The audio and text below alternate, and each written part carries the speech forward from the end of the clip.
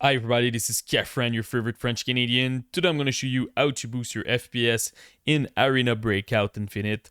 We're going to start by optimizing Windows, and after that we will go inside of the game. So now the best setting for Windows for gaming. So first of all, we're going to search for game mode in the search bar. Make sure that game mode is activated for the past year. It's pretty good. You're getting a decent performance, and you're going to make sure that all your resources are focused on the game that you're playing. For the Xbox game bar, I still recommend to deactivate this one, causing stuttering, crashing in some games. So I'm not a huge fan of the Xbox game bar. And for the capture, make sure that the background recording is at off, and also the recorded audio is at off. Another thing that I recommend, it's the hardware accelerated GPU scheduling. Make sure that you're searching for graphics setting. You will need an NVIDIA card, 1000 series or more recent. It will really help with bottlenecks. So if you have a 1050, 1050 Ti, 1060, even the 2060, you can expect a nice 2 to 5% boost. And also you can expect less stuttering when you're using that. So I really recommend to use that. Another thing that is really important, it's your driver. Make sure that you have the latest driver from AMD, NVIDIA, even Intel if you have an iGPU on your processor. So for an example here with AMD, you just click check for update and it's gonna show you if you have the latest one. You can do the same thing with NVIDIA.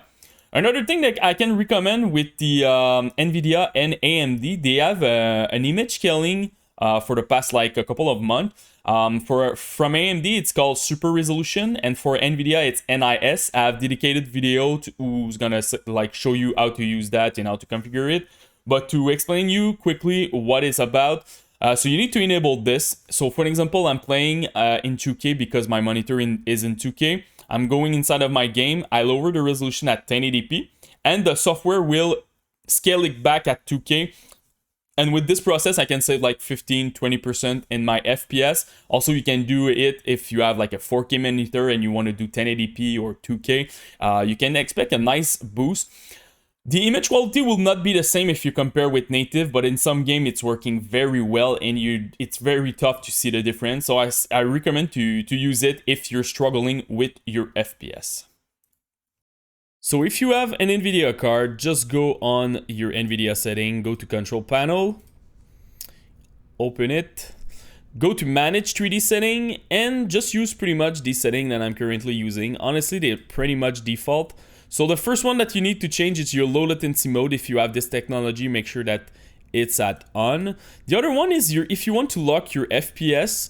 For an example, you have a 170 Hz monitor and you want to stay in your G-Sync range, you just put your FPS here at something like 167, something like that. You want to be under 170 Hz to always stay in your G-Sync range. So if you want to do that, it will do that for all your game. It's a global setting over there.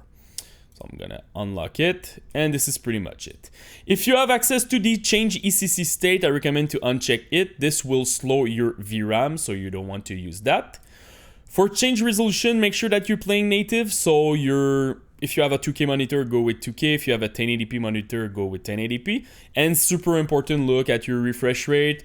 A lot of people are missing this step. They buy a new screen and by default it's at 60. So use the maximum refresh rate that is available on your monitor. The last parameter will be your G-Sync.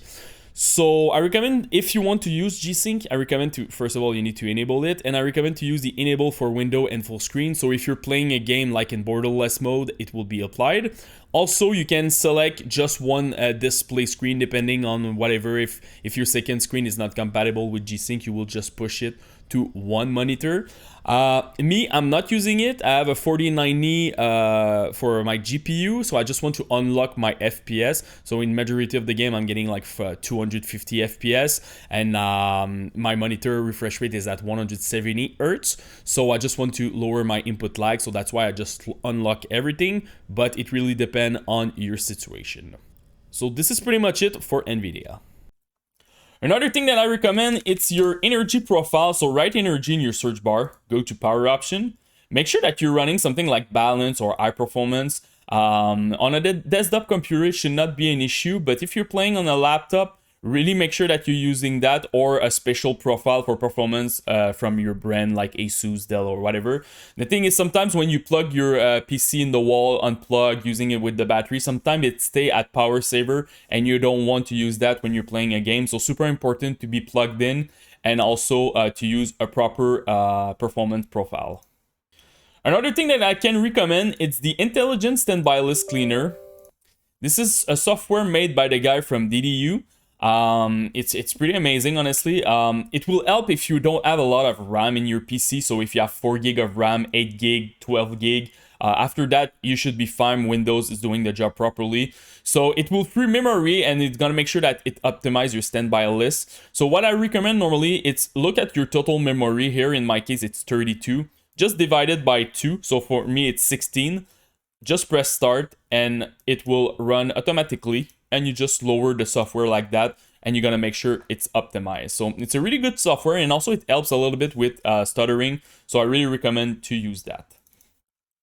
One last thing is I have dedicated video on my channel about overclocking CPU, overclocking GPU, depending on your brand and stuff. And it's pretty good because there are basic overclocking guide. I don't touch voltage, so it's pretty safe. You can expect sometimes 2%, 10% boost in your FPS depending on your thermal, depending on your component. But it's something that you need to look at too if you want to optimize your PC for the best performance. So now let's go inside of the game. So now inside of the game, aspect ratio, just use your native aspect ratio from your monitor. Pretty much the same thing with your resolution. Make sure that you're playing native. Don't downscale your resolution. The game is already blurry, so you don't want to do that. VSync, I recommend to go with off. You want the less input lag possible. You can use also other technology like G-Sync or FreeSync to synchronize your GPU with your monitor if you don't want those steering line. Resolution sampling type, you have some upscaling technique. Honestly, I'm not a huge fan of it in the game. Even the LSS is not very good. You don't even have like some kind of like parameter that you can select between quality, performance, balance, or even DLAA if you want. So you just have this like that. Honestly, my recommendation is go with close.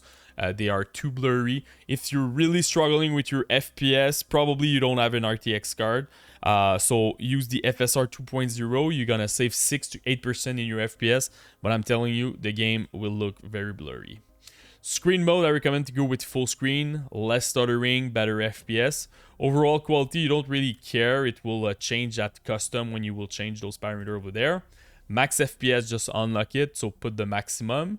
You want less input lag again. View distance, you just have 2 parameters. I recommend to go with eye and then extraction, the looter you want to see further in front of you. So definitely eye. Anti-aliasing, go with medium over there. You're going to save 3%. And it's a little bit better with visibility because at eye, the game looks very blurry. Shadow quality, go with medium. Again, just to bracket, you can expect a nice 6% boost over there. Resolution, I recommend to go with eye.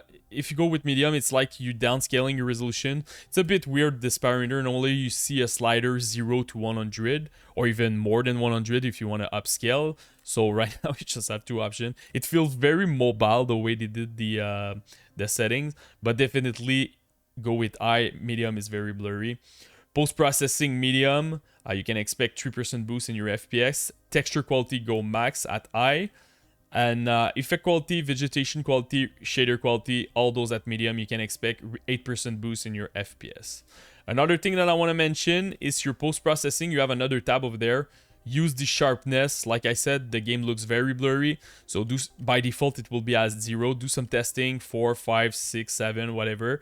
If you feel that it's too sharp, just go lower. And if you feel it's too blurry, go a little bit higher. And it will help with visibility. So this is pretty much it, guys, for my Arena Breakout Infinite guide. If you have any questions, just comment in the YouTube section. Post me your rig, CPU, GPU, and RAM. I will try to help you the best that I can. And don't forget to subscribe to the channel. Peace.